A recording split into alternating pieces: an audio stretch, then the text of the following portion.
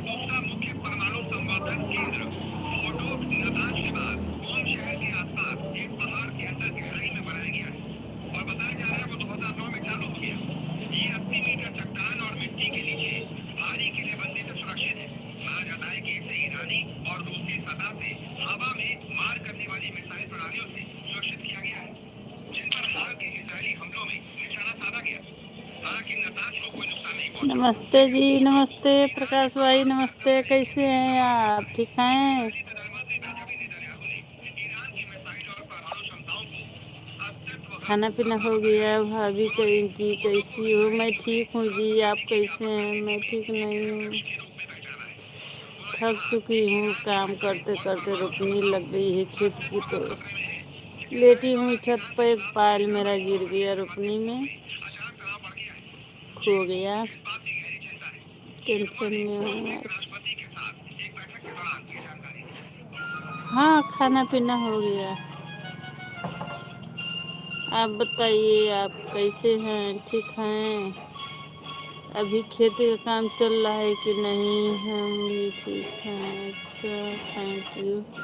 और बताइए, भाभी कैसी हैं? हमारी देवरानी जी कैसी हैं? हमारी सिस्टर। मोदी ने जो जवाब दिया सुनकर ट्रंप भी रह गए दंग। अमेरिका के ईरान पर खतरनाक हमले और ट्रंप के सीज फायर ऐलान के बाद अब भारत भी मैदान में कूद चुका है। भारत के प्रधानमंत्री नरेंद्र मोदी ने सीधे ईरान के नए राष्ट्रपति मसूद पेजेशकियान से लंबी और गंभीर बातचीत की है। ये सिर्फ एक कॉल नहीं थी, ये था भारत का कड़ा संदेश। पीएम मोदी ने साफ कहा, बातचीत ही एकमात्र रास्ता है, लेकिन अगर हालात यूं ही बेकाबू रहे तो पूरा क्षेत्र जल उठेगा। मोदी ने जोर देकर कहा कि डी-एस्केलेशन बेहद जरूरी है, वरना ये आग पूरी दुनिया को अपनी चपेट में ले लेगी। ईरान का गुस्सा चरम पर है। अमेरिका ने ईरान के 3 परमाणु ठिकानों को बमबारी से तबाह कर दिया है। ईरान ने अमेरिका और इजराइल पर अंतर्राष्ट्रीय कानून को रौंदने का आरोप लगाया है। ईरान ने दो टूक कहा, अब हमें अच्छी आत्मरक्षा बात का है, पूरा अच्छी हक बात है है। और हम चुप नहीं बैठेंगे। एशिया में हलचल मची है। कतर ने और चेतावनी दे दी, इस बताइए। हमले के विनाशकारी नतीजे होंगे।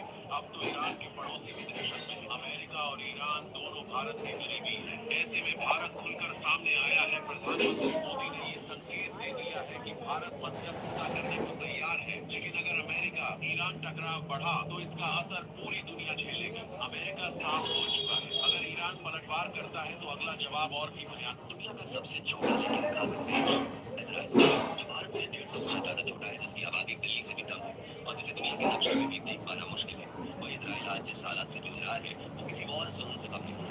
इजराइल की सीमाएं 6 देशों से घिरी है, जिनमें हर देश उसका दुश्मन है। गाजा, और बताइए।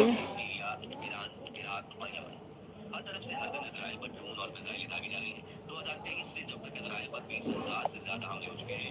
हाल ही में ईरान ने 300 से ज्यादा ड्रोन और मिसाइल एक ही रात में इजराइल पर दागी। दुनिया को लगा इजराइल काबू में आएगा, लेकिन इजराइल ने वो कर दिखाया जो किसी देश ने आज तक नहीं किया। इजरायली सेना ने सिर्फ 15 मिनट में ही 96 से ज्यादा मिसाइलें हवा में इंटरसेप्ट कर दी और जवाबी हमले में ईरान की मिलिट्री बेस, एयर स्ट्रिप और न्यूक्लियर फैसिलिटीज समेत पूरा डिफेंस इंफ्रास्ट्रक्चर ही तबाह कर दिया। प्रदर्शन में इजराइल की अपने पड़ोसियों के साथ जंग शुरू हुई। आज 600 दिन से अधिक समय बीत चुका है, उस पर हर दिन हमले हो रहे हैं, फिर भी उसकी जनता नॉर्मल लाइफ जी रही है। लोग स्कूल जा रहे हैं, ड्रेस चल रही है, टेक्नोलॉजी कंपनियां नई डील्स कर रही हैं और उसकी इतनी छोटी मिलिट्री भी अकेले अपने दुश्मनों को मिट्टी में मिला रही है। यानी अपने हालात में भी इजराइल न सिर्फ सर्वाइव बल्कि विजय भी लगा रहा है। लेकिन अब सवाल आता है कि आखिर क्यों पूरी दुनिया की बड़ी बड़ी सुपर पावर्स इस छोटे से देश के सामने चुप है? क्यों कहा जाता है कि अगर इजराइल गिरा तो पूरी दुनिया की काफी डेटा और टेक्नोलॉजिकल नेटवर्क भी मच्छरदानियाँ बढ़ के लिए वालो हो। ईरान भी पूरी दुनिया का कच्चा जमापुर बदल सकता है, फिर चाहे वो सीक्रेट न्यूक्लियर स्लोगन्स हो या सरकार की गाली गलौज।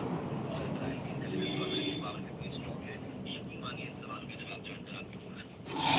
पूरा वीडियो जरूर देखिए। इस बात का साबुन से मुंह धोए के हाथ धोए के ऐसा शक्ति ना है सारा। कमांडोज की तस्वीरें आई कि दुनिया के सबसे एडवांस मिलिट्री ट्रेनिंग सेंटर में नेतन्याहू ने कुछ हाँ जी, सारे बच्चे ठीक हैं। सभी लोग थक गए हैं खेत का काम करते करते। सभी लोग जो जहाँ लौटे हैं तत्ते तहाँ।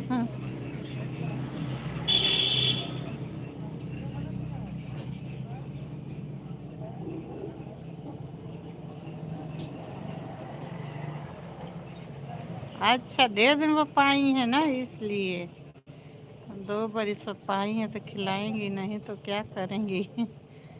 हाँ, जो बचा कर रखी हैं आपके लिए तो